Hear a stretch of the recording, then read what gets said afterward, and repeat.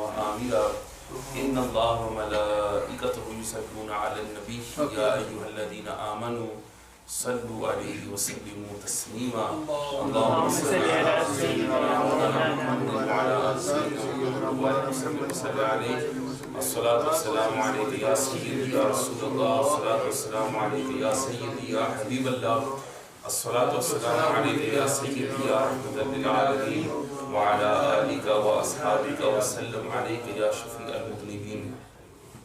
All praises are for Allah, the Lord, the Master, the Creator of all the universes, the one who is in need of nothing but everything is in need of Him.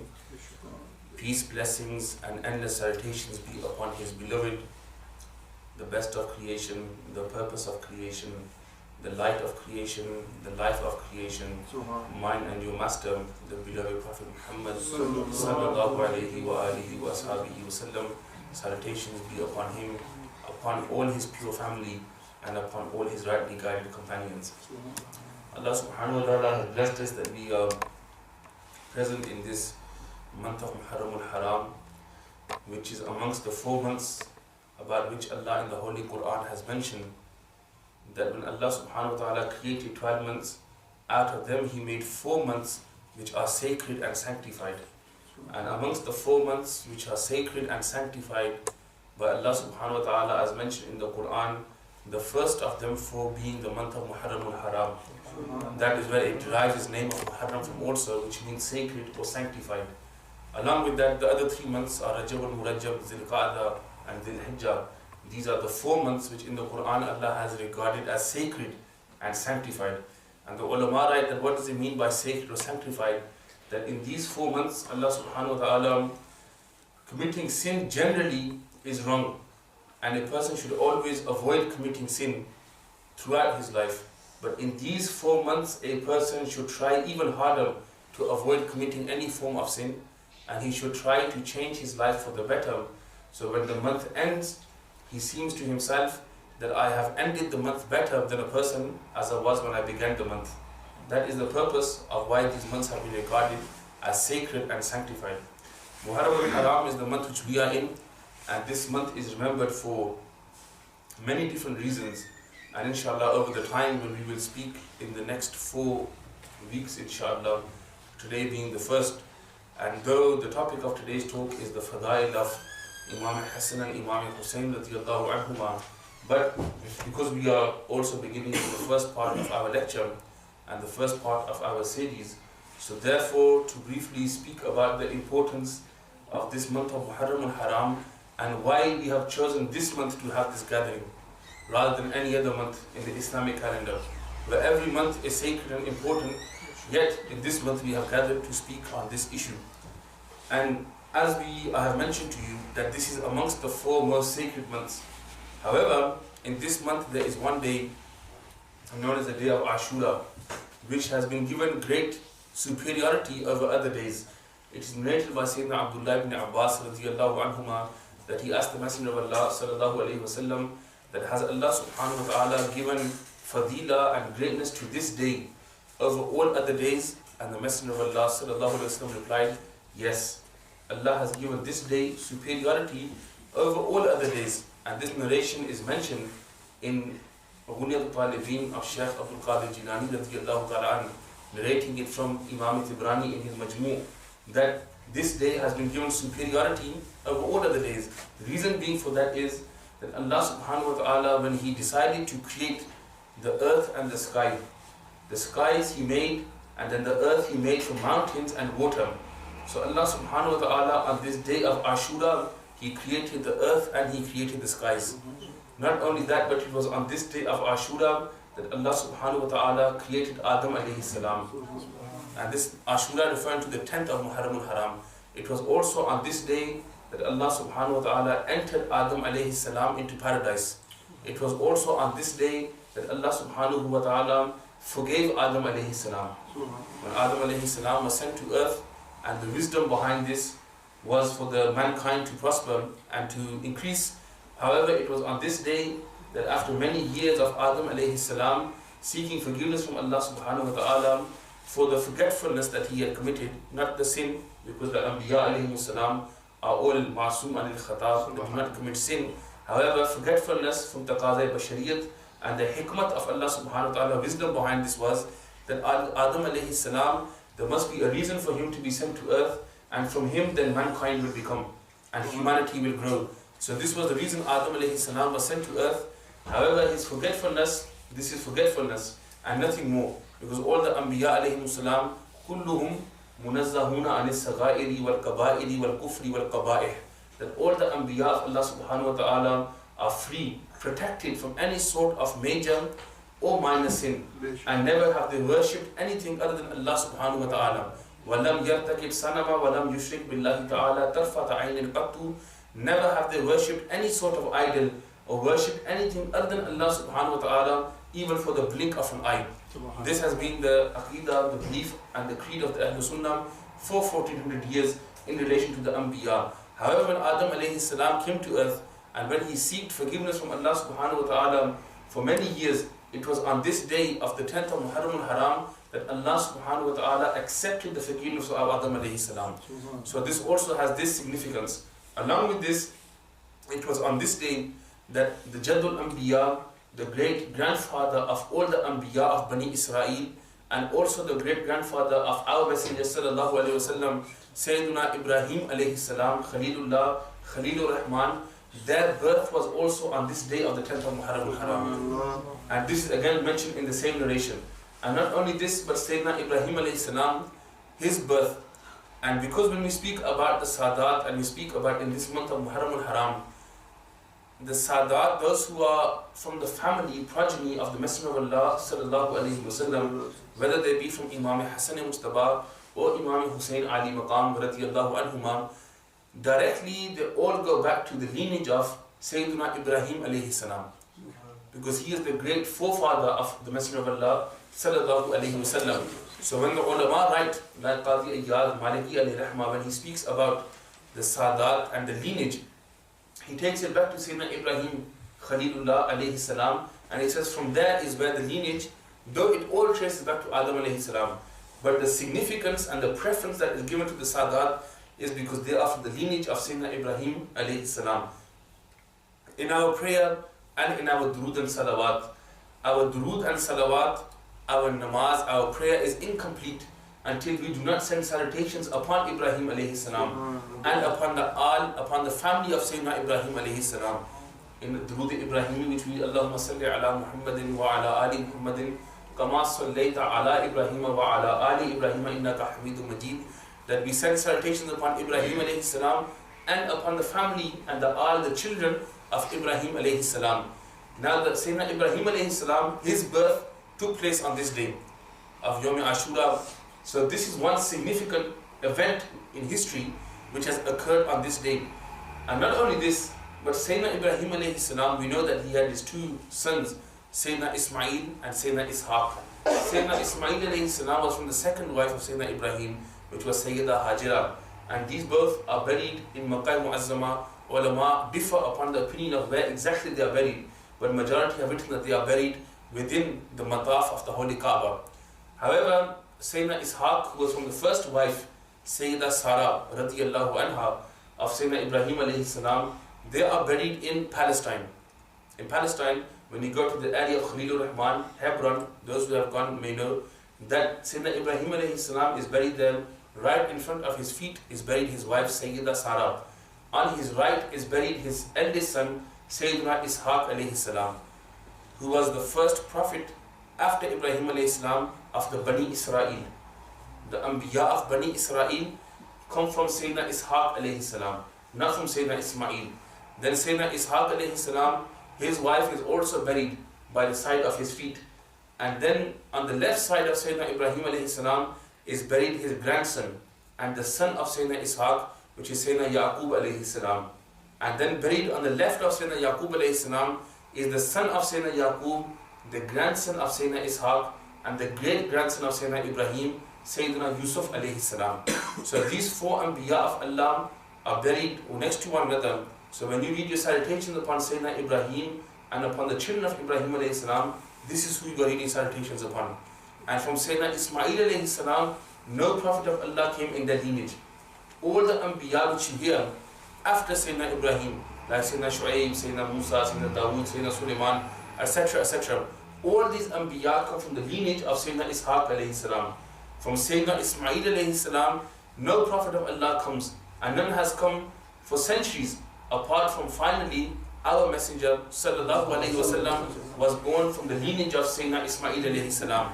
And the ulama write that because even though Sayyidina Ishaq alayhi salam has many Anbiya in his lineage who have come from his progeny, and the Sayyidina Ismail alayhi salam has only one Prophet of Allah who is the Messenger of Allah, yet the lineage and progeny of Sayyidina Ismail alayhi salam has got greater fadila, blessings and barakah compared to the lineage of Sayyidina Ishaq alayhi salam. And that is because the Messenger of Allah sallallahu alayhi wa sallam came in this lineage. So all the root of the Sadat of even Imam Hussain radiallahu anhu, Sayyidina Ibrahim alayhi salam, their birth also took place on this day of Ashura in the month of Muharram al-Haram. Then not only this, when they were thrown into the fire of Nimrud, who was the tyrant of the time and who also claimed to be God, and in every time of the prophets of Allah have come, there has always been someone who has been a tyrant, who has been a zalim. And in that time was Nimrud, when he threw Ibrahim alayhi salam into the fire, which he said nobody can escape from. Now I will see how much a prophet of Allah you are. It was on this day of the 10th of Muharram al-Haram that Allah subhanahu wa ta'ala made that fire of Nimrud into a coolness. Into coolness for Ibrahim alayhi salam. That also took place on this day. Along with this, other historical events have taken place. In short, to mention them all will take much more time. And also on this day was the martyrdom of Sayyidina Imam Hussain radiallahu ta'ala an. And one event which is yet to occur on this date will be the day of judgment, Yawm al-Qiyamah, which will be the final day.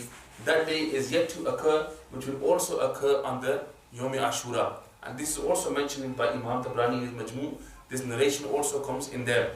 So the reason why we gather in this month, why we remember it by, is by Sayyidina Imam Hussain radiallahu anhu and his Ahl, his people who were with him, the Ahlul Bayt, his Ashab, his companions, who were martyred in Karbala, and the atrocities which came upon, the torture which came upon, the suffering and extremism which came upon the family of the Messenger of Allah sallallahu alaihi wasallam.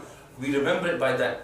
However, there is much more history behind this date and this month, which occurs and has taken place even before the martyrdom, even before the birth of Sayyidina Imam Hussain radiallahu anhu. And this is the reason why we fast. Now our fasting, some people get confused that they assume that we fast because of the martyrdom of Sayyidina Imam Hussain. And the Rawafid, they state that because Imam Hussain was left thirsty on this day, so therefore Allah even in advance ordered us to fast. Because why? So we can be thirsty on this day also. This is a made up and a munkar riwayat which has no link at all in any way or form. The reality of the fasting on the day of Ashura is that when the Messenger of Allah sallallahu alaihi wasallam went to Medina Munawwara and he migrated there, he saw that the Jews of Medina were fasting. The Yahud of Medina Munawwara, they were fasting. And when he asked them that why are you fasting, and they said that this was the day when Moses received freedom from the Pharaoh and the people of Bani Israel were freed from Pharaoh. When the river, the ocean split into two parts and they crossed over. And this was the day. And this is exactly true as well. Musa alayhi salam was given victory over Fir'aun on this day of Ashura also. The Messenger of Allah sallallahu alaihi wasallam said in reply to them and to his companions that we have more right over Musa than these Jews do. So therefore from now on we will also fast on the 10th of Muharram al-Haram. So this is the reason why we fast. Then in another narration the Messenger of Allah sallallahu alaihi wasallam said that rather than fasting just the one day, try to fast one day with it, either the 9 and 10 or the 10 and 11, to avoid any form of tashbih, any sort of similarity with the Yahud. That the Jews will fast only on the one day, we will fast one with it, so people can distinguish the difference between us and the ways of the Yahud. So there is no similarity between us. That is why we fast either on the 9th and the 10th, or the 10th and the 11th. And the reward for this is immense also. Check with your local masjid that what day the 10th falls on in your locality, because obviously as we know today's day and age, we're in a confusion that we cannot work out what day the sun, what day the moon comes out and what days it goes down. So you have to be careful. But the day which the 10th falls on, fasting on this, the reward is immense. The narration is mentioned by the Messenger of Allah sallallahu alaihi wasallam that a person who fasts on any day in the month of Muharram al-Haram, any day in general, not in particular the 10th, who fasts during any day in the month of Muharram al-Haram, he receives the reward for fasting 30 days. And the one who fasts, this is again mentioned in Unyatul Talibin of Shaykh Abdul Qadir Jilani radiyallahu anhu, though this book of Shaykh Abdul Qadir Jilani radiyallahu anhu is disputed by certain ulama. Even Ala Hazrat Azimul Barakat Imam Ahmad Ridha Khan alayhi rahmah has also written that certain extracts which are found in the book of Shaykh Abdul Qadir, that these are disputed and they have been abridged, abrogated, and some have been added in later on. However, there are certain parts of the book which have been agreed upon by all the scholars, and I am quoting from that part in relation to the fada'il or the manaqib of these months or these days which have taken place. Zul Ghawsul Azam radiyallahu anhu mentions another narration which they narrate from Sayyidina Abdullah ibn Abbas also radiyallahu anhuma, that the Messenger of Allah sallallahu alayhi wa sallam said that the person who fasts on the day of Ashura, the 10th of Muharram al-Haram, Allah subhanahu wa ta'ala writes for him the worship equivalent to 60 years. He receives the reward of worship in general of 60 years for fasting on the day of the 10th of Muharram al-Haram. Further on they mention that a person who on this day he feeds somebody at the time of opening their fast for iftar, a person who feeds the other person for iftar on this fast of the 10th of Muharram al-Haram, he receives the reward as if he has filled the stomach of every person from the nation of the Prophet sallallahu alaihi wasallam. This is how much reward he receives for feeding any person for iftar, for opening the fast on the day of Ashura. Then also the Messenger of Allah sallallahu alaihi wasallam continuing this hadith mentions that a person on this day who puts his hand of love and affection and passion upon the head of an orphan. So literally not only meaning putting your hand on an orphan's head, but giving him that compassion, that support, that love on this day. The Messenger of Allah sallallahu alaihi wasallam said that generally a person who supports or shows love or compassion to an orphan, he will find himself to be close to me in paradise. However, on this day of Ashura, a person who puts his hand upon the head of a child, on this day, for every hair on the child's head, Allah subhanahu wa ta'ala increases his ranks in paradise. For every one hair, one rank is raised in paradise.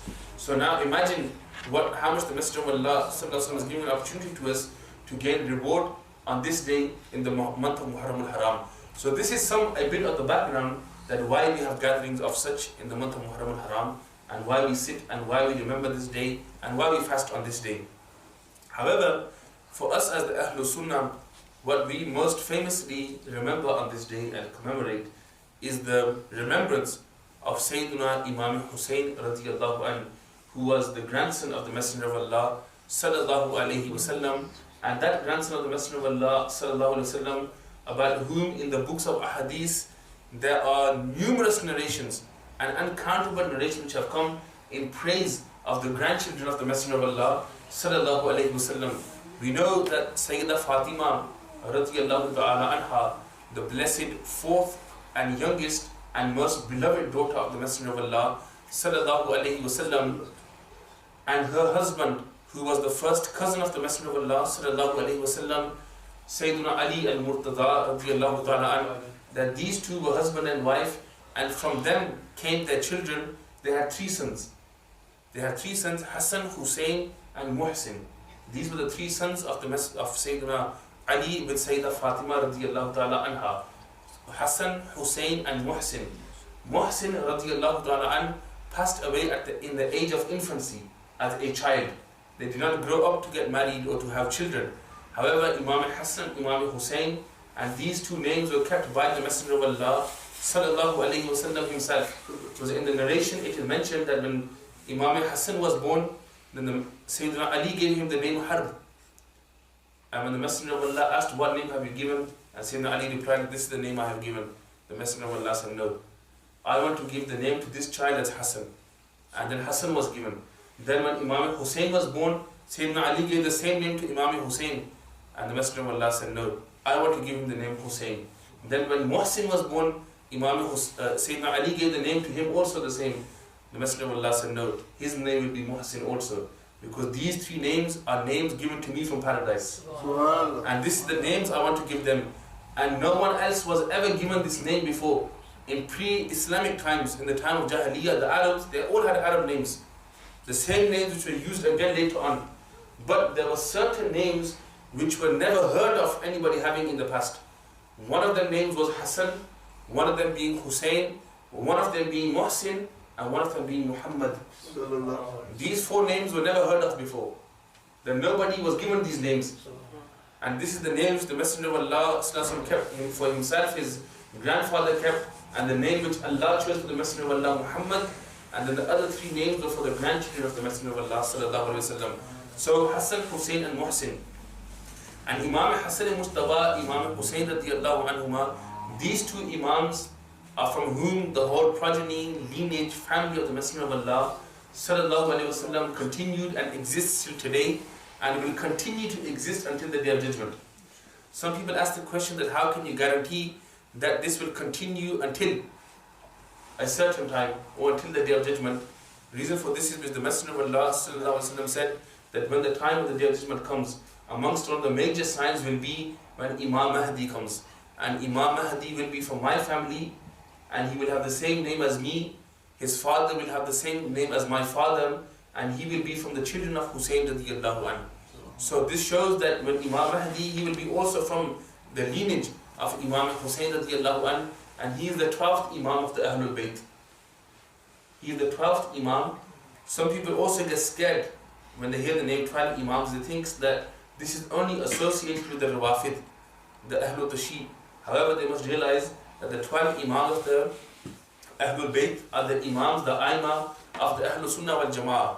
They are our Imams.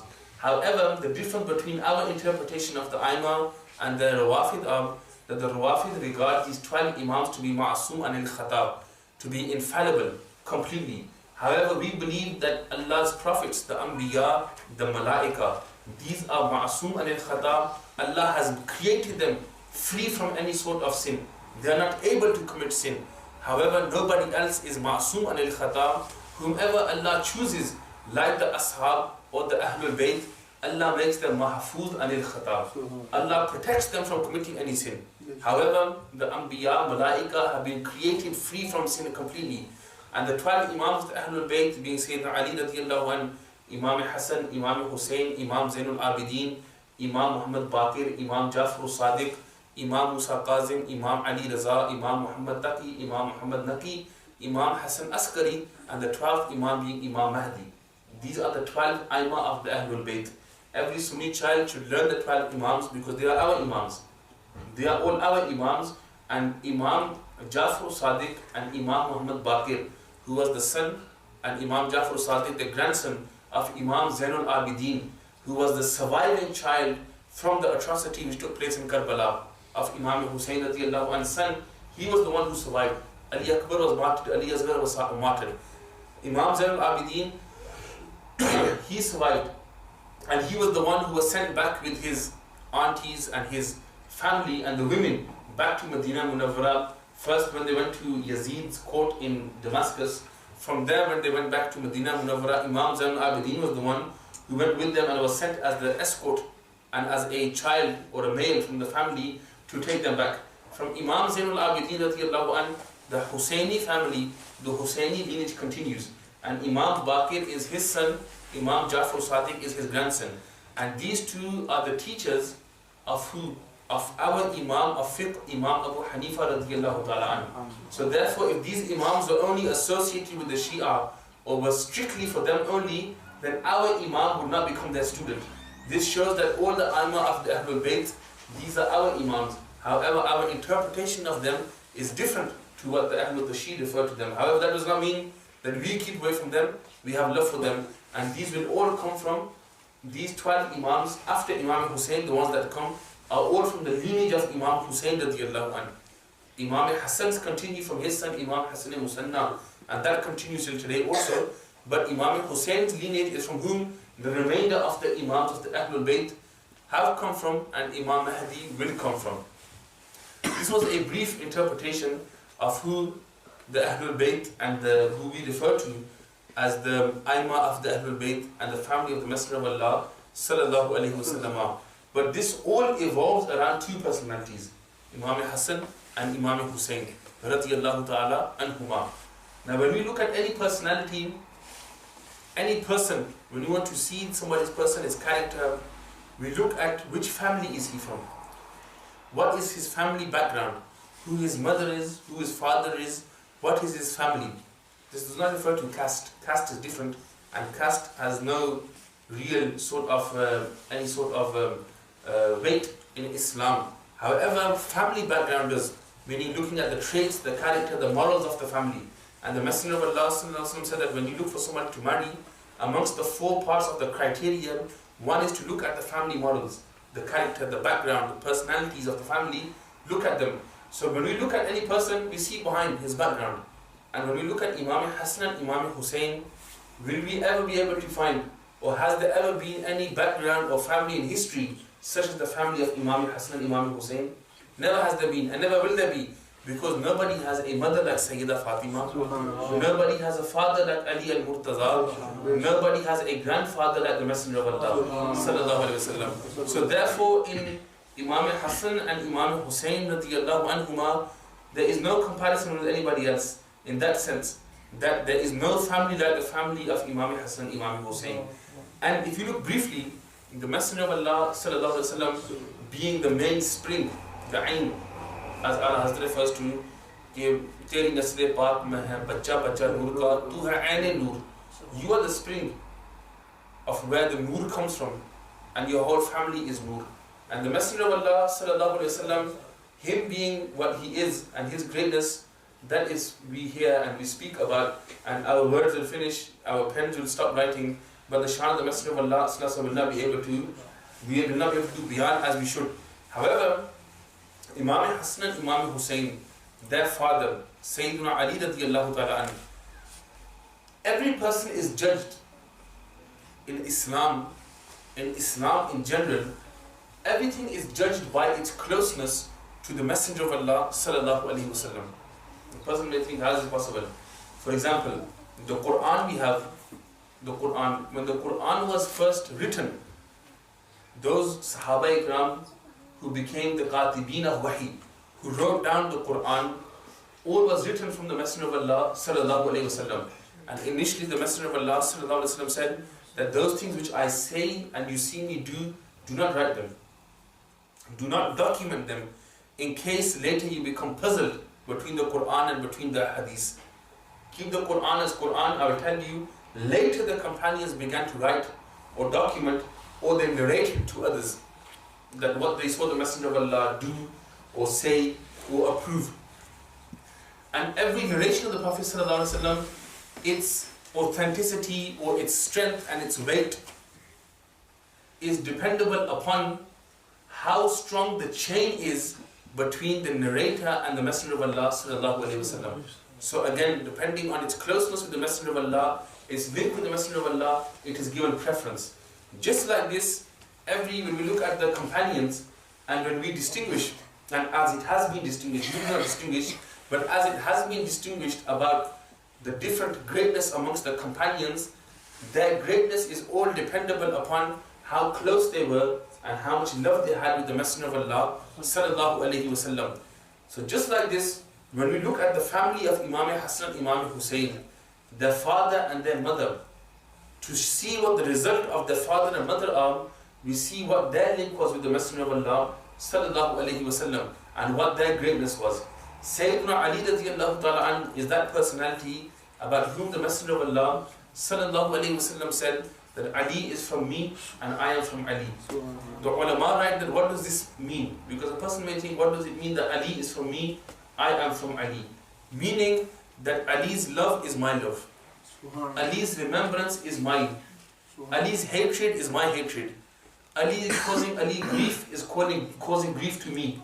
And if you have any sort of bughz in your heart, hatred in your heart towards Ali, that hatred is towards me. And the other meaning to this is the physical side, that me and Ali in our veins is the same blood of our grandfather runs between us.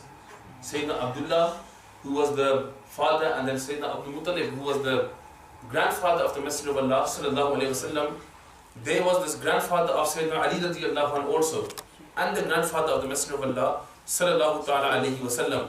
So Sayyidina Ali radiallahu ta'ala anhu, the Messenger of Allah also said that Ali, your relationship with mine is of that of Sayyidina Musa and Sayyidina Harun alayhim as-salam. That Musa alayhi salam and Harun alayhi salam, they were both brothers. They were both brothers. And the Messenger of Allah said, Ali, I see you as my brother. But there is no Prophet of Allah after me. Because Harun alayhi salam was also a Prophet of Allah, so was Sayyidina Musa. That Ali, you are also the same way to me as a brother, but you are not a Prophet of Allah. There is no prophecy after me. This was the closeness between the Messenger of Allah and Sayyidina Ali radiallahu ta'ala anhu. And then this whole family is a family of Sadat. When we say the word Sayyid, what does the word Sayyid mean? Shortly I will mention to you what the word Sayyid actually means and who can Sayyid be said to. Sayyidina Ali radiallahu ta'ala anhu, the Messenger of Allah said, Ali, you are Sayyid. You are a leader in this world and in the hereafter. Allah has made you the leader in this world and in the hereafter. And then when it came to Sayyidah Fatima radiallahu ta'ala anha, subhanallah, we look in the whole life of the Messenger of Allah sallallahu alaihi wasallam, and it is mentioned that the Messenger of Allah sallallahu alaihi wasallam would always stand up in respect and love for two personalities. There are certain narrations, one-offs, where the Messenger of Allah stood up to meet somebody. But there are two personalities for whom the Messenger of Allah sallallahu alaihi wasallam would stand up with love and respect all the time. And one would be their mother Sayyidah Halima, their foster mother Sayyidah Halima radiallahu ta'ala anha, and one would be for their daughter Sayyidah Fatima radiallahu anha. The Messenger of Allah would stand up to welcome his daughter Sayyidah Fatima radiallahu ta'ala anha. And there is one narration also here in Fadail Sahaba of Imam Ahmad ibn Hanbal, part of their great work, the Musnad, which they have, which is one of the masadir of ahadith, where ahadith and narrations are derived from. When they speak about, they mention here in relation to Sayyidah Fatima radiallahu ta'ala anha, and this is only one relation which I mentioned, and this is something unbelievable. A person cannot imagine that what rank Allah subhanahu wa ta'ala has given to the daughter of the Messenger of Allah sallallahu alayhi wa sallam. The Messenger of Allah sallallahu alayhi wa sallam said that when the day of judgment arrives, إِذَا كَانَ يَوْمَ الْقِيَامَةِ, when the day of judgment arrives, قِيلَ, a voice will say. It is not mentioned whose the voice will be, but it says that when the day of judgment arrives and everybody will be gathered, the Yawm al-Qiyamah, the day of Qiyam, the day when everybody will be stood there in front of Allah, in the court of Allah, when everyone will be stood there, and qila, a voice will say, Ya Ahl al-Jam'i, oh everyone who has gathered, the whole gathering, a voice will speak to the whole gathering. The ulama differ on who the voice is, whose voice. Some say that it is the voice of Angel Jibreel. Some say it may be the voice of Allah subhanahu wa ta'ala that will become talk directly to everybody and say, oh gathering, all the people of the gathering, what should you do? Ghuddu absarakum, lower your gaze. So in this gathering, Anbiya will be there, the Sahaba Ikram, Ahlul Bayt, Awliya, Sulaha, whoever they may be, every person who has come, they will be all gathered in that court. And the voice will say, Ya Ahl al-Jam'i, Ghuddu absarakum, O people, every one of you who have gathered, lower your gaze. Lower your gaze, why? Because the daughter of the Messenger of Allah is passing by. So from this you should try to imagine that this is only for Sayyidah Fatima, nobody else. That her chastity, her modesty, her purity, her greatness was such and is such that on the day of judgment, such organization will be done that when Sayyidah Fatima passes by, every person will be asked to lower their gaze. This is the rank which Allah has given to the daughter of the Messenger of Allah sallallahu alaihi wasallam. Then when the daughter is of such greatness that on the day of judgment, the world, the whole of humanity will lower their gaze in respect for Sayyidah Fatima, then surely the result of their tarbiyah, their upbringing can only be Imam Hassan, Imam Hussain. Can surely be only Imam Hassan and Imam Hussain radiallahu ta'ala anhu. This is Sayyidah Fatima radiallahu ta'ala anha. So when we see Sayyidina Ali, Sayyidina Fatima, these two who the Messenger of Allah sallallahu alaihi wasallam himself chose for marriage.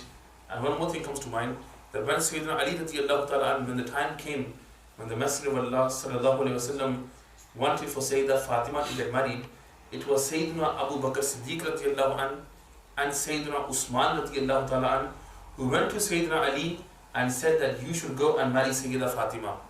And they took Sayyidina Ali to the house of the Messenger of Allah sallallahu alaihi wasallam to ask for the hand of Sayyidah Fatima. So behind the marriage of Sayyidina Ali and Sayyidah Fatima, Sayyidina Abu Bakr and Sayyidina Usman radiallahu anhuma had a great hand in the marriage of Sayyidina Ali and Sayyidah Fatima radiallahu ta'ala anha. So this is the parents of Hassanan Karimain, Imam Hassan and Imam Hussain radiallahu anhu.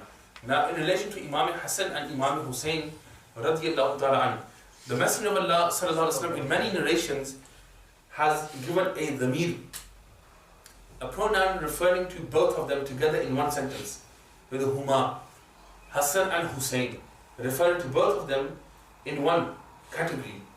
That, for example, the narration of the Messenger of Allah sallallahu alaihi wasallam, and this gives the answer as to why we sit in these gatherings, why we always speak about Imam Hassan and Imam Hussain, and why we should always speak about Imam Hassan and Imam Hussain. Keep this in mind. The Messenger of Allah sallallahu alaihi wasallam said that a person will always speak about him, that person, or about that thing which he loves. A person will speak about that thing mostly, or commonly, or always will speak about that, about what he loves. So if on somebody's voice, on somebody's tongue, you always hear Hassan and Hussain, that means they have love for Hassan and Hussain. That is why they are always mentioning Hassan and Hussain. If you hear them saying, we as the Ahlul Sunnah will do the zikr of Allah, and we continue to say Allah, Allahu, or Ya Allah, or Ya Ghaffar, or Ya Rahman, or Ya Rahim, people question and ask them, why do these people, the zikr that they do, this is a form of innovation, it is a bid'ah. But what they don't understand is that the Messenger of Allah sallallahu alaihi wasallam said that a person's tongue will only mention them names of them aspects, them people, or them things which he loves.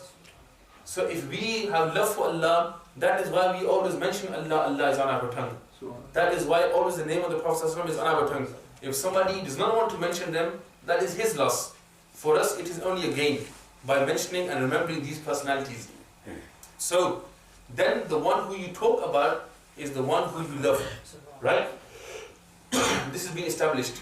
Then the next point is that the Messenger of Allah ﷺ said in the Sahih of Imam Bukhari that there was a man who came to the Messenger of Allah and said, Ya Rasulullah, that when is the day of judgment? When is the hour? Mata sa'ata ya Rasulullah sallallahu alaihi wasallam. When is the day of judgment? And the Messenger of Allah replied by saying, what have you prepared for the day of judgment? What have you prepared? And the man replied by saying that I have not read many prayers, I have not kept many fasts or given zakat, but I have immense love for Allah and for you, Ya Rasulullah. This is what I have in my heart. Love for Allah and love for His beloved. And the Messenger of Allah replied by saying, Anta ma'a man ahbabta. O man, on the day of judgment, you will be with him who you love. You will be with him who you love. So speaking or mentioning something continuously shows you have love for that person. And the one who you have love for, you will be with him on the day of judgment.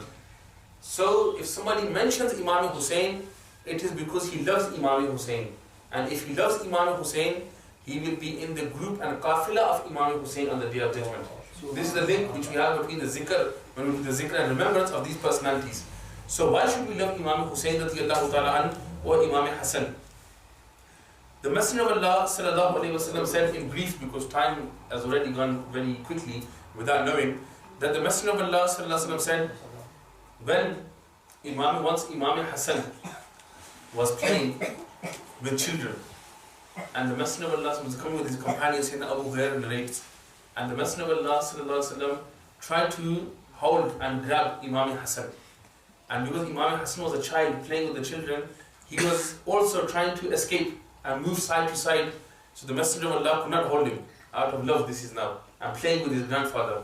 Eventually, when the Messenger of Allah sallallahu alaihi wasallam laughingly grabbed Imam Hassan, and with a smile he placed one of the blessed hand of the Messenger of Allah behind the neck of Imam Hassan, and one below the chin of Imam Hassan. And the Messenger of Allah placed his face on the face of Imam Hassan and he kissed Imam Hassan. He kissed Imam Hassan and said, Ya Allah, I love Hassan. You also love Hassan. And that one who loves Hassan, you also love him. The one I love Hassan, you also love Hassan. And love that one who also loves Hassan. So this was directly referring to Imam Hassan Mustafa radiallahu anhu. However, a narration also comes in which the meat is used for both. The Messenger of Allah sallallahu alayhi wa sallam said that, Ya Allah, I love these two. Which two? That Al-Hassan wal Hussain Rayhanatain. That these two are my flowers. Imam Hassan and Imam Hussain, these two are my flowers. And one narration mentions Rayhanatain fi dunya, that these two are my flowers in this world. And when the companions saw the Messenger of Allah sallallahu alaihi wasallam kissing Imam Hassan and Imam Hussain, and once they saw the Messenger of Allah placing his nose next to the head, the body of Imam Hassan and Imam Hussain, and he would smell them. He would smell Imam Hassan and Imam Hussain. And the Prophet said, Ya Rasulullah, this is the first time we've seen such love, or such a way of love, that we see you kissing your grandchildren, and we see others do that also. Parents kiss their children, grandparents, other grandparents kiss their grandchildren, kiss them, hug them, show love to them. This is the first time we have seen that somebody smelling their grandchildren right next to their bodies. What is this? And the Messenger of Allah replied that these two are my flowers. Subhanallah. And they have the smell in them that the flowers in paradise have. Subhanallah. And Allah has given that fragrance to these two grandchildren of mine. So when I smell them, I'm smelling the fragrance from the flowers of paradise. And them flowers Allah has given me in this world, in the shape of Hassan and the shape of Imam Hussain. So this was Imam Hassan and Imam Hussain, the love which the Messenger of Allah so deeply had with them. Then the Messenger of Allah did dua for them and saying that, Ya Allah, these two flowers of mine, I love them. I have immense love for them. And Ya Allah, you love them also. This is the dua. Ya Allah, you love them also. Now, does any dua, supplication of a Prophet of Allah, does that be rejected by Allah? No. This is the consensus again of the Ahlul Sunnah, that any dua, supplication which a Prophet of Allah makes is always accepted by Allah. Because why? The Quran states, وَمَا يَنْتِقُ عَنِ الْحَوَىٰ, that whatever the Prophet of Allah would say would not be from his own will, but would be from the will of Allah subhanahu wa ta'ala. So that dua which the Messenger of Allah supplicates, in reality he is supplicating from the command of Allah subhanahu wa ta'ala. So that in the first place it is supplication which has been inspired by Allah subhanahu wa ta'ala, and that is why Allah subhanahu wa ta'ala will only make a Prophet of Allah say that thing which he approves of. So technically a supplication of a Prophet of Allah is accepted even before it is uttered from the mouth of a Prophet of Allah. This is technically it is even accepted before it is even said. So when the Messenger of Allah is saying, Ya Allah, you also love Hassan and Hussain. Surely Allah loves Hassan and Hussain. Then the Messenger of Allah is saying that, Ya Allah, not only should you love Hassan and Hussain, this is the next part of the dua, accepted dua. A Prophet of Allah's dua is always accepted. So an accepted dua, that Ya Allah, you also make that person beloved, who has love for my grandchildren. Those who have love for my grandchildren, you also make them your beloved. You also make them your mahbub. You also have love for them, those who love my grandchildren. So these are two supplications that are accepted. One is that Allah loves Hassan and Hussain, and secondly, Allah loves those who love Hassan and Hussain. This is the next part. So this is one narration. Further on, there are many here which I had in mind, but one I will mention again, that the Messenger of Allah sallallahu alaihi wasallam is a narration here of Sayyidina Abu Bakr Siddiq radiyallahu ta'ala anhu. That once Sayyidina Abu Bakr Siddiq radiyallahu ta'ala anhu, he came out with Sayyidina Ali radiyallahu ta'ala anhu from Masjid al-Nabawi. And as they came out of the masjid, they said to one of them, and Sayyidina Abu Bakr Siddiq radiyallahu ta'ala anhu said to Sayyidina Ali, he saw Imam Hassan and he saw Imam Hussain radiyallahu anhuma, and he said to Sayyidina Ali that, Ali, these are your sons, Hassan and Hussain, but they look more to me like the Messenger of Allah, then they look like you. Subhanallah. They remind me more of my Messenger sallallahu alaihi wasallam than they remind me of you. And Sayyidina Ali began to smile and they continued to walk.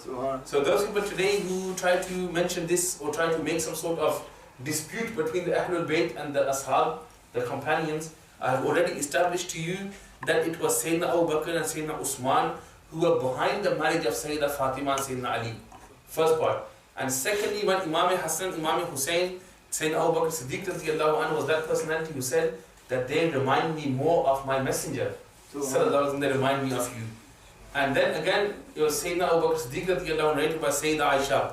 So again, Sayyidina Aisha Mu'mineen radiallahu ta'ala anha, who is the mother of the believers and the wife of the Messenger of Allah and the daughter of Sayyidina Abu Bakr Siddiq radiallahu anhu.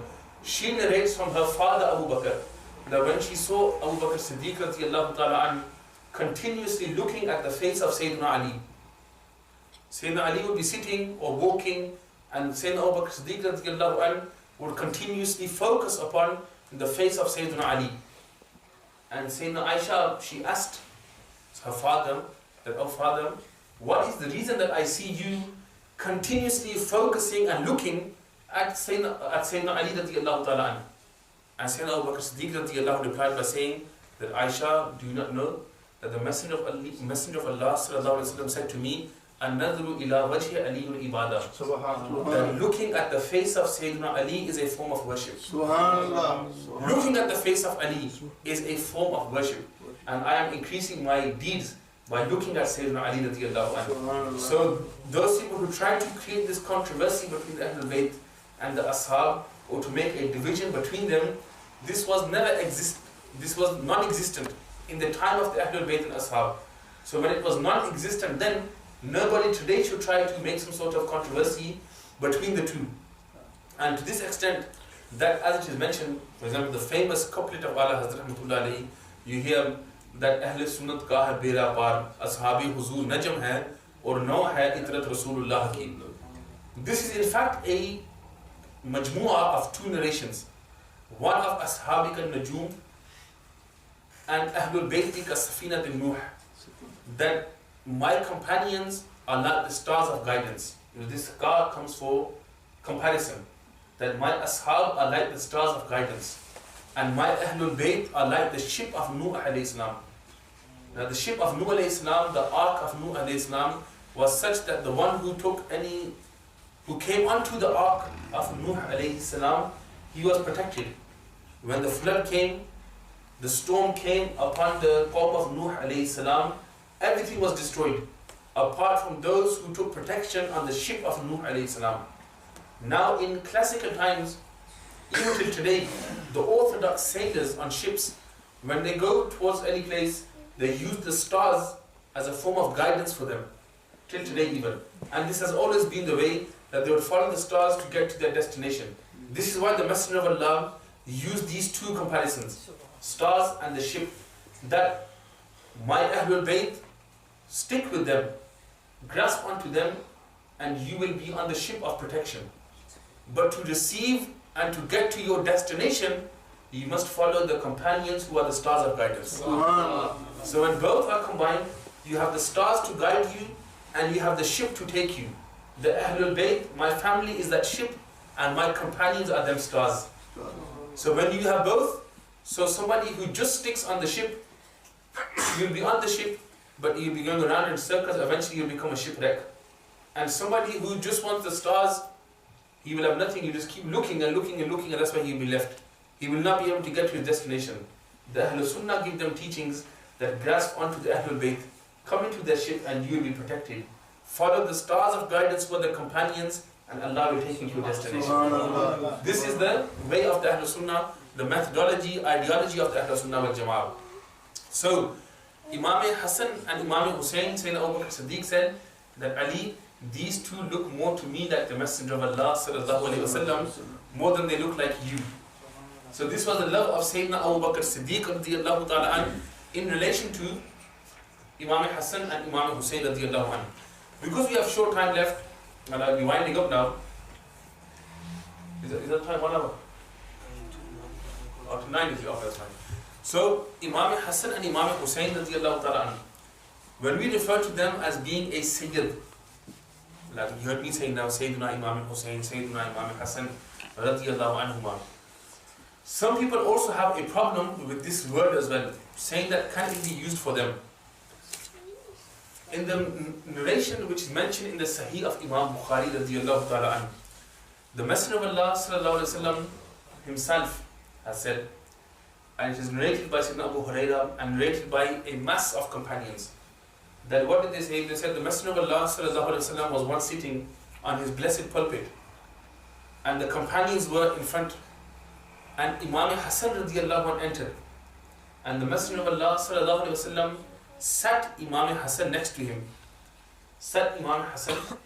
him, and he placed his hand on the blessed head of Imam Hassan, and then he would look at Imam Hassan, and then he would look at the crowd of the companions, then he would look at Imam Hassan, then he would look at the crowd of the companions, and after looking for the third time he said, Inna bani hadha sayyidun, that this son of mine, he is a sayyid. This son of mine, Inna bani, this son of mine. Another point is derived from here, that the Messenger of Allah sallallahu alaihi wasallam did not look at Hassan and Hussain as his grandchildren, but he looked at them as his own children. So this is my son. And another narration mentioned when the Messenger of Allah would go to the house of Sayyidah Fatima, he would say, Fatima, where are my sons? Fatima, where are my sons? And then Sayyidah Fatima would send Imam Hassan, Imam Hussain, and they would come and hug the Messenger of Allah sallallahu alaihi wasallam. So the Messenger of Allah sallallahu alaihi wasallam said that my son, this son of mine, Hada, this one is an ishara referring to Imam Hassan. He is a Sayyid. He is a leader. Now, Mulali Qari alayhi rahmah, in the Shara of Ash-Shifa of Qadi Iyaz, they mentioned that who should be given the title of a Sayyid. Today, many people are called Sayyid, and most famously are known the Sadat, which is the plural for Sayyid, refers to those who are from the family of the Messenger of Allah sallallahu alaihi wasallam, and rightly so. But they are the ones who are regarded as Sayyid in the exact way of them being from that family. However, other people are called Sayyid also. Somebody calls an alim, he is my leader, Sayyidi, or he is my murshid, Sayyidi, etc. etc. That can only be used in the form of, to you, he is your leader, he is your teacher, whatever he may be. But in its correct form, a Sayyid refers to the Messenger of Allah's family. In the subcontinent and these areas, Sayyid we use. If we go to, for example, into the Arab world, then also a Sharif, that is a word which is used also for those who are from the family of the Messenger of Allah, or Ashraf, the Ashraf. Then you have Habib, which is also used, for example, in places like Yemen, Oman. These areas, the word Habib is used for those who are from the family of the Messenger of Allah sallallahu alaihi wasallam, Habaib, Habib. So you have the Ash-Sharif, Habib, and Sayyid. However, Sayyid is the word which is mentioned in the Sahih of Imam Bukhari, that this son of mine, he is a Sayyid. So now, when today's day and age, you see everybody calling themselves a Sayyid, who in reality has got that criteria. What is that criteria of somebody to be a Sayyid? Not only somebody, first is that he must be of the correct aqaid. He must have the correct belief. Because if Sayyid was merely referring to somebody who has the same bloodline as the Messenger of Allah sallallahu alaihi wasallam, and that is it, then Abu Lahab was also, he had the same blood, because he was the first uncle of the Messenger of Allah sallallahu alaihi wasallam. He was the first uncle. He had the same relationship to the Messenger of Allah sallallahu alaihi wasallam as Sayyidina Abbas had, and Sayyidina Amir Hamza had. However, Abbas and Amir Hamza and their families, the Messenger of Allah sallallahu alaihi wasallam said, Sadaqah is haram upon them. Sadaqah cannot be given to them. And all the ulama write that these are included even in the ayat Tathir. Subhanallah. In the ayah of Tathir, إِنَّمَا يُرِيدُ اللَّهُ لِيُذْهِبَ عَنْكُمُ الرِّجْسَ أَهْلَ الْبَيْتِ وَيُطَهِّرَكُمْ تَطْهِيرًا. That Allah has intended to purify you, O Ahlul Bayt, from all forms of rijs, impurity, and purify you as you should be purified. The Ahlul Bayt in totality are included in this purification.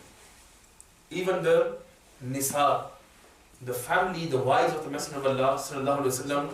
Some people claim upon this as well that maybe the Nisa, the wives of the Prophet ﷺ, they try to take them out of the Ahlul Bayt, out of the Ayat al-Tathir, out of the family of the Prophet ﷺ. Then people are doing injustice. Because have you got Quran here? Please, you give me Quran. Yeah. That the wives of the Prophet ﷺ, that they are indeed part of the Ahlul Bayt, and they are a part of this ayah of Tathir, of this verse in referring to the purification of the Ahlul Bayt. Sayyidina Abbas, Sayyidina Hamza, they are also part of this verse. If merely only blood was the cause and the reason as to why somebody should be given the title of a Sayyid, then Abu Lahab was also from that blood. But because his belief was incorrect, therefore he cannot be regarded from the Ahlul Bayt. So when we talk about the Ahlul Bayt and we refer to the Sadat, we refer to them, those who are from the family of the Messenger of Allah ﷺ, and have also the right belief and have the right creed. So the Rawafid come into question here, that those who call themselves Sayyid also, and after Sayyid they say, we are Askari, we are so on and so forth, and we are, 20 seconds for our first...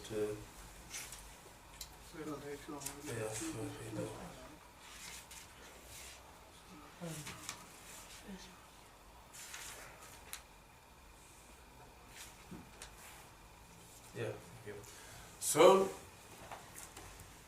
the Rawafid of today, the Ahlul Tashi, and they are normally the one who say that all the wives of the Prophet ﷺ, they are not from the Ahlul Bayt.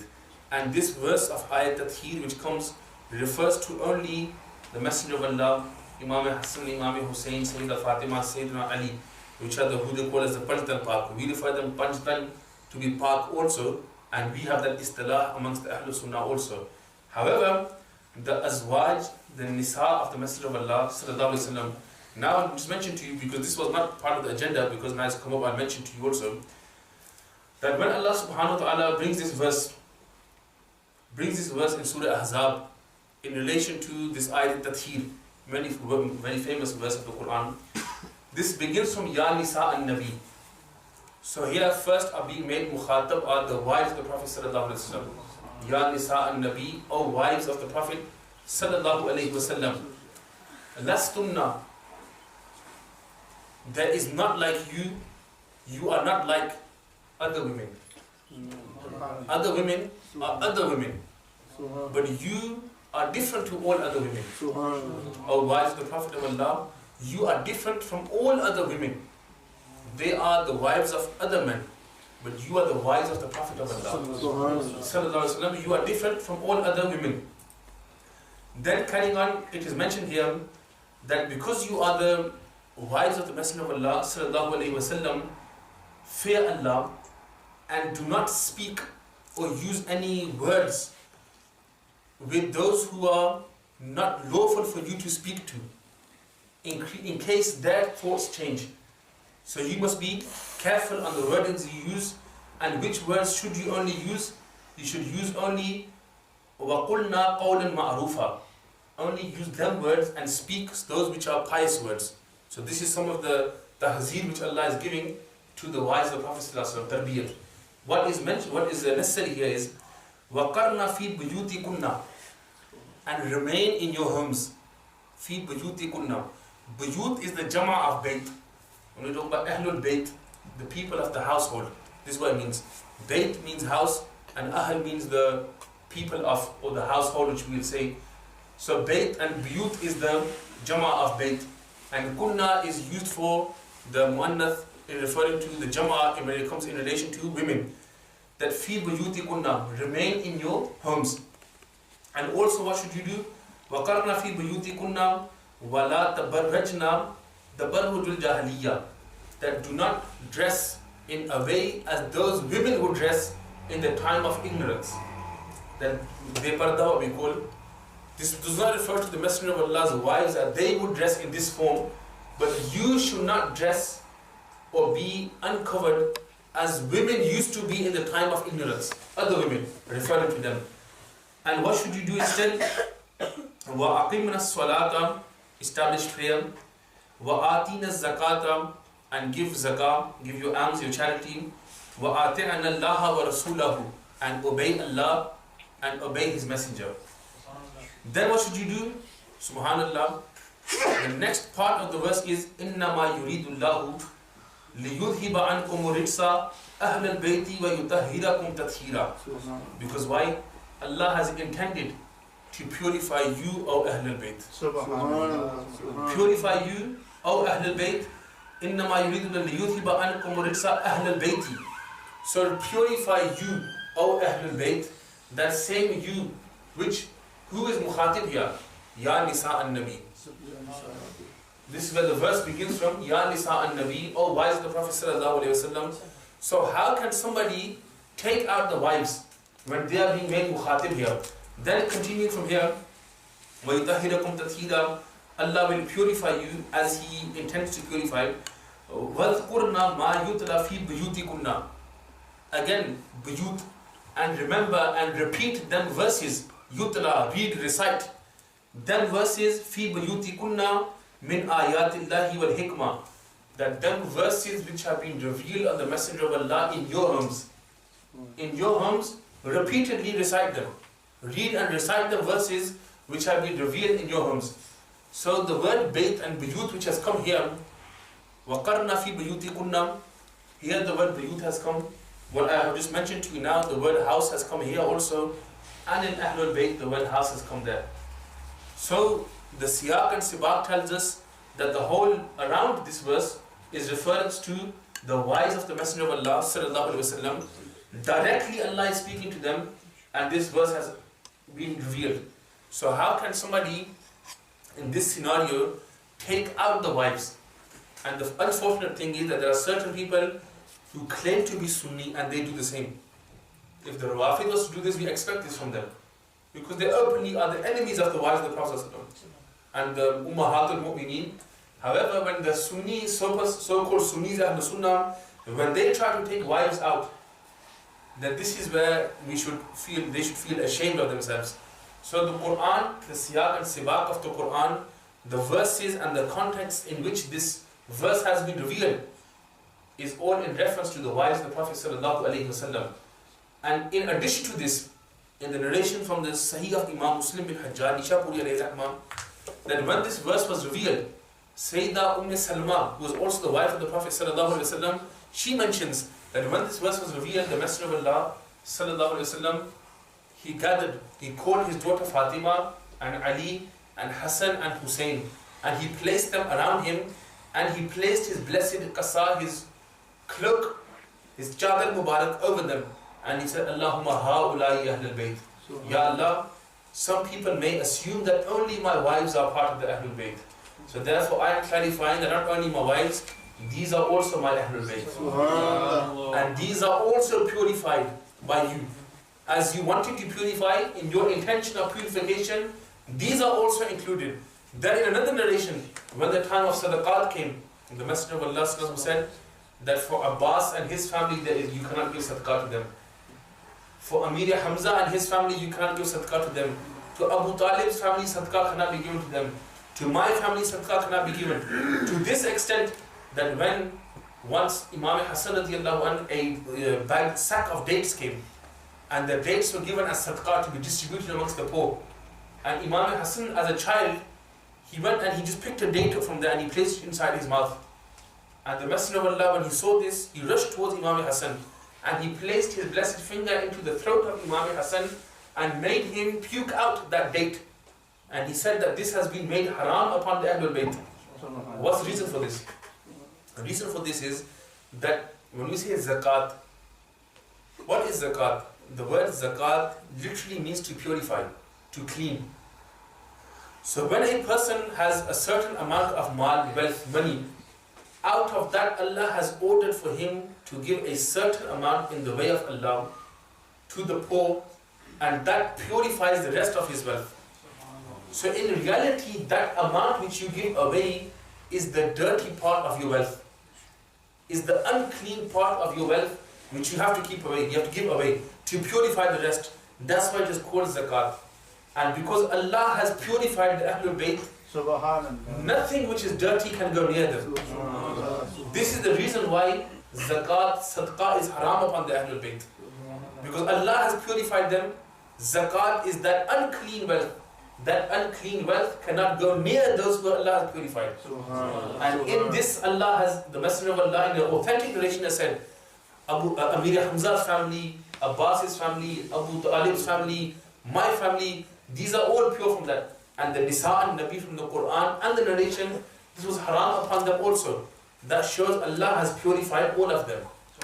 But amongst whom Allah has purified, Imam Hassan and Imam Hussain are the two glowing lights from there. Glowing lights. From all those whom Allah has purified, these two are glowing lights from there. So these are the two Sadat who the Messenger of Allah himself has said that these are the Sayyid. In this world, to Imam Hassan they said, Inna ibni haza Sayyid. And also the Messenger of Allah said, Inna al-Hassan wal Hussain Sayyida Shababi Ahl al-Jannah. That Imam Hassan and Imam Hussain, these two are not only Sayyid in this world, but they are the leaders and they are the Sadat of all the youth in paradise. Subhanallah. Subhanallah.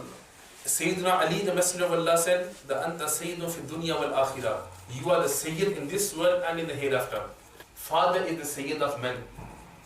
The mother Sayyida Fatima, the Messenger of Allah said that Allah has chosen 4 women over all other women in the universe.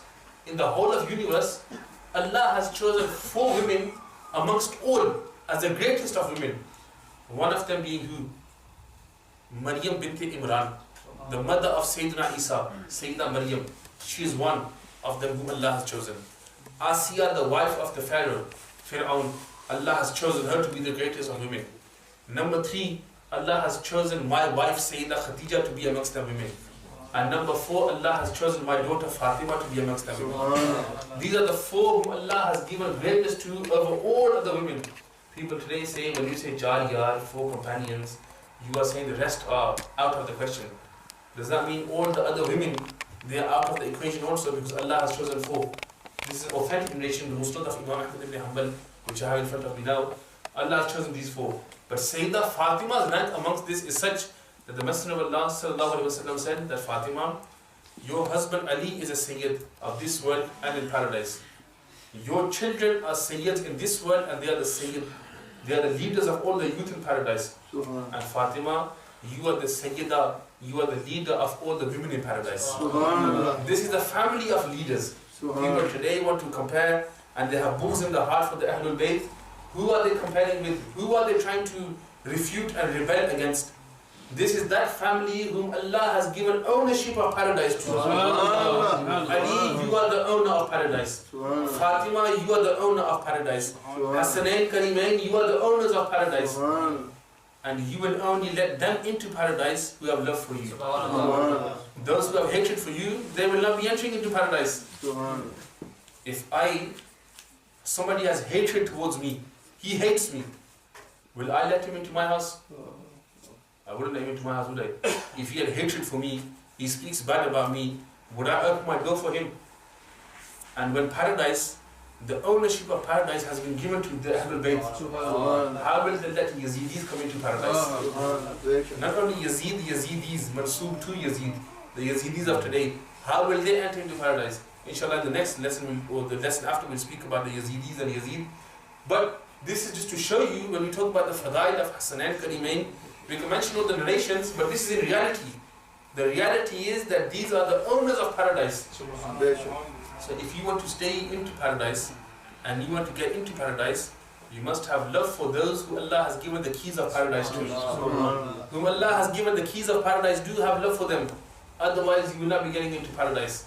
Allah has made them mukhtar upon paradise, has made them mukhtar upon Jannah.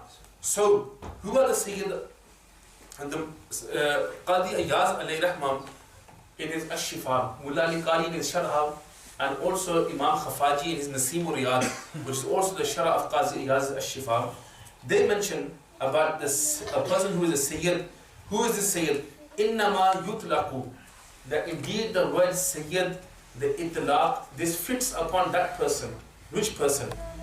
Haqiqatan, in reality, it fits upon that person, man jama'a, who in him is complied, joins together with him, this criteria meets with him of what? Nasban wa hasban wa ilman wa amala. That in that person you will find his hasab and nasab first. Hasab and nasab meaning one, his lineage to the Messenger of Allah sallallahu alaihi wasallam, and his hasab meaning his family, his background, and then his ilm, his knowledge, and then his actions. All these four, when the Messenger of Allah said, my son Hassan is a Sayyid, my son Hussain is a Sayyid, he saw that Hassan and Hussain, there is nobody with a better exterior than Hassan and Hussain. There is no one with a better family than Hassan and Hussain. And when their father, when it comes to knowledge, he is the door of the city of knowledge. This is their father. And this has been placed into them, that these are the oceans of knowledge. Then when it comes to action, that they will give their head and sacrifice their family, and they will give everything that they have in the way of Islam, but they will not compromise their religion. These four were all gathered in Imam Hassan and Hussain when the Messenger of Allah himself called them that these are the Sayyid. This is the leaders of this world and the hereafter. So therefore, today, those people who call themselves Sayyid, somebody who is a Sayyid, you have respect for them, whoever they are. Because respect for them in reality is respect for the Messenger of Allah sallallahu alaihi wasallam. But the first condition is that if their beliefs are not correct, then that person is not regarded as a Sayyid. Because also in the Sahih Hadith, in the Sunnah of Imam Abi Dawood, the Messenger of Allah sallallahu alaihi wasallam also said that do not say, وَلَا تَقُولُوا, do not even say to a munafiq as a Sayyid. Somebody who is a hypocrite cannot be a Sayyid. These are the words of the Hadith in the Sunnah of Imam Abi Dawood. So therefore, these two are the leaders of all the Sadat, Imam Hassan and Imam Hussain radiyallahu ta'ala an. Their love is the love of the Messenger of Allah sallallahu alayhi wasallam. And the final narration which I want to mention, the Messenger of Allah sallallahu alayhi wasallam said that Hussain is from me, I am from Hussain. Your word is Hussian-o-Minni wa Ana Minul Husayn. And the narration which I mentioned to you already, that I love Hussain and Hassan, Ya Allah, you love Hussain and Hassan, and also love the one who loves Hussain and Hassan. Then the Messenger of Allah said, Husaynun sibtun min al-asbat. Hussain is a branch from amongst the many branches. Now the word sibt, here sibt in Nabi, sibt in Piyambar. Sibt is a special type of branch. You only have a tree and you have branches. But here, the ulama have written here again, it is mentioned here by Qadi Iyaz alayhi rahmah, that sibt refers to that branch which comes from that tree, that when that branch grows off, from there many other branches come off also. It is that form of branch. That the branch does not come to an end, but from him other branches come off, from them others come off. So an ever-growing tree. Ever-growing tree. So the Messenger of Allah is saying that Hussain, I am that tree, but Hussain is that branch of my tree, that from him my family will continue. He is that sibt, that from him the branch of my family tree, what we call family tree, will continue from Hussain and Hassan. And this is correct, because the Messenger of Allah said that every man, his progeny continues from his children, from his sons. The Messenger of Allah had 3 sons, but all passed away in the age of infancy, before they became adults or before they could get married or have children. So the Messenger of Allah said that every person's family will continue from his sons, but mine will continue from my daughter Fatima. And it will continue from the spine of her husband Sayyidina Ali radiyallahu anhu. And from Hassan and Hussain my family will continue. That's why the Messenger of Allah would say Hassan and Hussain are my sons. They are my sons. From them my family will continue.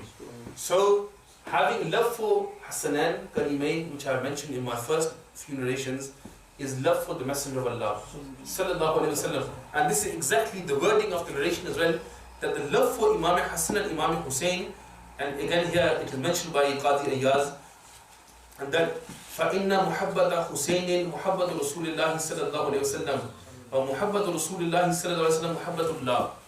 Love for the love of Imam Hussain is the love of the Messenger of Allah, and the love of the Messenger of Allah is the love of Allah subhanahu wa ta'ala. So in one form you can look at it in this way, the one who claims to love Imam Hussain, in reality he is a lover of Allah's beloved and a lover of Allah subhanahu wa ta'ala. This is what the way of Ahlul Sunnah and the teaching of Ahlul Sunnah are. So therefore, inshallah, next week we will continue and we'll move on to the actual part of when this is, today we have established what a link between a Sunni is, of a Muslim is with Imam Hussain and the Ahlul Bayt. Next we look at those who have enmity towards the Ahlul Bayt and what actually occurred if you look at history in totality, not only Islamic history, it will be hard to find a darker event than the event of Karbala. And the atrocity and the torture and tyranny which took place in Karbala Mu'alla, inshallah we will dwell into that further in our next lesson, which will be next Friday, inshallah, same time after Salatul Isha. May Allah subhanahu wa ta'ala accept all of our coming here today. Give us the love of the Ahlul Bayt. Give us the love of the Messenger of Allah sallallahu alayhi wa sallam. And what we have learned today, may Allah give us the ability to act upon this, to fit this in our hearts. If I made any mistakes, may Allah forgive me. And may Allah subhanahu wa ta'ala give us the best of this world and the hereafter. Wa ma alayna illa al-balagh al-mubin.